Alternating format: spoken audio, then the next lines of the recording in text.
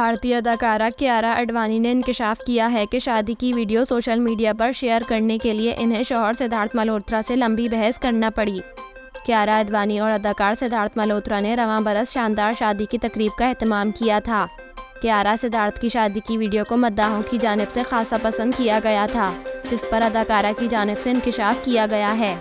भारतीय मीडिया के मुताबिक एक इंटरव्यू में अदाकारा ने अपनी शादी से मुताल्लिक बताया कि इनके शौहर सिद्धार्थ नहीं चाहते थे कि हम शादी की तकरीब से मुंसलिक किसी भी किस्म की तस्वीर या वीडियो सोशल मीडिया पर शेयर करें।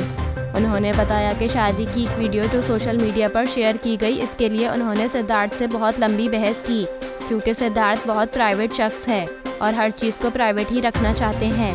उन्होंने ये भी बताया कि सिद्धार्थ मुझे आराम करने और मज़े करने का कहते हैं, लेकिन ये और भी ज़्यादा अच्छा हो जाता है जब आपका शौहर भी एक ही फील्ड से ताल्लुक़ रखता हो, क्योंकि घर में दिलचस्प बातचीत होती है और हम काम पर बहुत पुरजोश अंदाज में गुफ्तगू करते हैं।